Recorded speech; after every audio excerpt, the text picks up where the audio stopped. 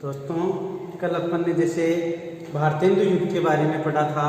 आज हमारा जो बिंदु है द्विवेदी युग, द्विवेदी युग की काव्य प्रवृत्तियाँ। जैसा कि द्विवेदी युग का जो समय है 1900 से 1918 ईस्वी माना गया है। भारतेंदु युग यदि आधुनिक काल का प्रवेश द्वार है तो द्विवेदी युग उसका विस्तृत प्रांगण है, जहाँ उन प्रवृत्तियों को विकसित एवं पल्लवित होने का अवसर प्राप्त हुआ जो भारतेंदु युग के अंदर प्रारंभ हुई थी। विशेषतः भारतीय जनमानस में स्वदेशानुराग एवं नवजागरण के जो बीज भारतेंदु युग में अंकुरित हुए थे, वे ही द्विवेदी युग में पूर्णतः पल्लवित होकर के हमारे सामने आ जाते हैं। द्विवेदी युग के अंदर जो द्विवेदी युग का नामकरण आचार्य महावीर प्रसाद द्विवेदी के गरिमामंडित व्यक्तित्व को केंद्र में रखकर किया गया है। उन्होंने सरस्वती पत्रिका के संपादक के रूप में हिंदी जगत की महान सेवा की और हिंदी साहित्य की दिशा और दशा को बदलने में अभूतपूर्व योगदान दिया। महावीर प्रसाद द्विवेदी सन 1903 के अंदर सरस्वती पत्रिका के संपादक बने थे। इसका जो क्वेश्चन पूछा जाता है, सरस्वती पत्रिका के संपादक यानी महावीर प्रसाद द्विवेदी सरस्वती पत्रिका के संपादक कौन बने, कब बने? तो 1903 ईस्वी के अंदर बने थे। और अगर ऐसे पूछ ले कि इनमें से सरस्वती पत्रिका के संपादक कौन हैं, तो महावीर प्रसाद जो द्विवेदी का नाम सरस्वती पत्रिका के संपादक के रूप में लिया जाता है। इनकी जो जैसा कि द्विवेदी युग की प्रमुख विशेषताओं के बारे में हम बात करें तो इसकी जो प्रमुख विशेषताओं को हम इस प्रकार से इंगित कर सकते हैं। नंबर 1 है राष्ट्रीयता की भावना। राष्ट्रीयता की भावना, जैसे कि हमारा जो भारत देश था 1900 से 1918 ईस्वी के समय जो है अंग्रेजों का गुलाम था, फिर भी भारतीय जनमानस भारत को आज़ाद कराने के लिए जो है तत्पर था, बार बार कोशिश कर रहा था। अनेक जो देशभक्त थे अपना बलिदान दे रहे थे। इसलिए तत्कालीन काव्य के अंदर, द्विवेदी युग के काव्य के अंदर हमें देश प्रेम, राष्ट्रीयता की भावना, अतीत गौरव, स्वदेशाभिमान की अभिव्यक्ति, यानी ये सभी जो भावनाएं हमें इस काव्य के अंदर उपलब्ध हो जाती है।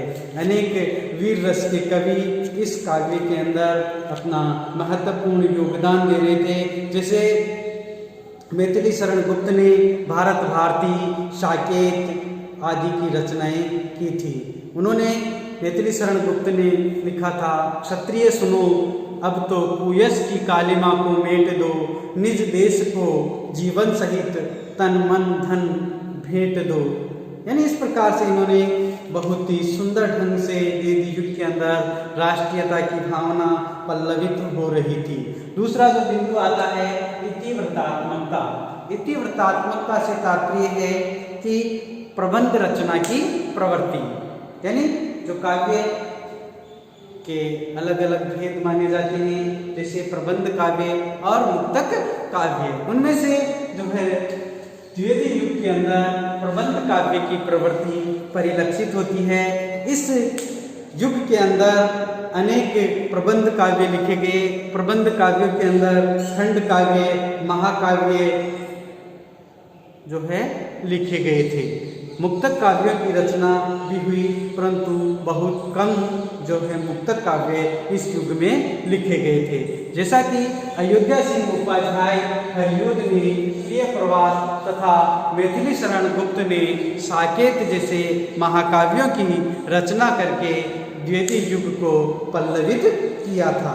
अगला जो बिंदु आता है नैतिकता एवं आदर्शवाद। नैतिकता एवं आदर्शवाद तो द्विवेदी युगीन काव्य के अंदर भारतेंदु युग या रीतिकालीन युग के अंदर जो श्रृंगारिक भावना थी, उस श्रृंगारिक भावना का उन्होंने विरोध किया है और नैतिक मूल्यों पर बल देते हुए द्विवेदी युग के काव्य को आदर्शवाद से अनुप्राणित किया है। उन्होंने स्वदेश प्रेम को जागृत किया है, नवयुवकों को देश के लिए आत्म बलिदान देने, प्राण न्योछावर करने का संदेश दिया है। जैसा कि रामनरेश त्रिपाठी ने लिखा है, सच्चा प्रेमी वही है, सच्चा प्रेमी वही है जिसकी तृप्ति आत्म बलि पर हो निर्भर। त्याग बिना निष्प्राण प्रेम है, करो प्रेम पर प्राण निछावर। यानी इस प्रकार से इन्होंने बहुत ही अच्छे ढंग से अपने काव्य के अंदर नैतिकता एवं आदर्शवाद को स्थान दिया है। अगला बिंदु आता है प्रकृति चित्रण। द्वितीय युगीन काव्य के अंदर प्रकृति का बहुत ही सुंदर चित्रण किया गया है। प्रकृति का बहुत ही सुंदर रूप से जो है हमें इसका वर्णन मिलता है। प्रकृति के चित्रण के अंदर श्रीधर पाठक, रामनरेश त्रिपाठी जैसे कवियों ने प्रकृति के रम्य रूप का चित्रण अपनी कविताओं के अंदर किया है। उन्होंने बहुत ही सुंदर ढंग से प्रकृति के प्रेम को जो है अपने काव्य के अंदर लिखा है। प्रकृति के बहुत ही सुंदर सुरम्य जो रूपों का इसमें वर्णन किया है एवं भारत भूमि जो कि देवताओं के समान रम्य हैं, देवताओं के रमने के लिए एक स्वर्ग के समान मानी गई है, उस भारत भूमि को आज़ाद कराने के लिए इसमें बहुत कुछ लिखा गया है। अगला जो बिंदु आता है सामाजिक समस्याओं का चित्रण। यानी द्वितीय युगीन जो काव्य है वह समाज से जुड़ गया था, समाज के लोगों की समस्याओं को यानी जनता की समस्याओं को जो है इस काव्य के अंदर चित्रित किया गया है। इस काल के अंदर जैसे अनेक सामाजिक समस्याओं, छुआछूत, दहेज प्रथा, बाल विवाह, नारी के रम्य रूप का चित्रण इन्होंने अपने काव्य के अंदर किया है। मैथिली शरण गुप्त जो कि बहुत ही राम भक्त थे और इन्होंने राम भक्ति के अंदर जो काव्य लिखा साकेत राम कथा पर आधारित महाकाव्य है, जिसके नवम सर्ग के अंदर उर्मिला का जो वीर वर्णन विशद रूप से हमारे सामने रखा है। यशोधरा जो गौतम बुद्ध की पत्नी थी और गौतम बुद्ध के गृह त्याग की घटना के आधार पर यह काव्य लिखा गया है। यह गौतम बुद्ध के जाने के बाद में यशोधरा किस प्रकार से अपना विरहित जीवन जीती है उसके ऊपर इन्होंने लिखा है। गुप्त जी ने नारी की विवस्था को इंगित करते हुए लिखा है, अबला जीवन हाय तुम्हारी यही कहानी, अबला जीवन हाय तुम्हारी यही कहानी, आंचल में है दूध और आंखों में पानी, आंचल में है दूध और आंखों में पानी। अगला जो बिंदु हमारा आता है अनुदित रचनाएं। यानी इस काल के अंदर द्वितीय युग के अंदर अनेक जो रचनाएं थी उन अनेक रचनाएं इस काल में मौलिक रचनाओं के साथ साथ अनुदित रचनाएं भी लिखी गई है। विशेषतः संस्कृत भाषा, बांग्ला एवं अंग्रेजी की जो श्रेष्ठ रचनाएं थी उन्हें हिंदी भाषा में अनुदित करने का कार्य इस युग के कवियों द्वारा किया गया था। अगला बिंदु है काव्य रूपों में विविधता। यानी द्वितीय युग के अंदर विविध रूपों के काव्य लिखे गए थे। जैसे कि एक ओर तो महाकाव्य लिखे जा रहे थे, दूसरी ओर महाकाव्य लिखे जा रहे थे और दूसरी ओर खंड काव्य लिख करके प्रबंध रचना की प्रवृत्ति का निर्वाह किया जा रहा था। इस काल में साकेत, प्रिय प्रवास जैसे महाकाव्य लिखे गए, उस वैसे ही जैसे हल्दी घाटी, जौहर जैसे प्रबंध काव्यों की भी रचना हुई थी। अगला बिंदु है काव्य भाषा के रूप में खड़ी बोली का प्रयोग। हम देखते हैं दोस्तों कि ब्रज भाषा यानी भारतीय युग तक काव्य की जो भाषा थी वो ब्रज भाषा थी। कौन सी थी? ब्रज भाषा थी।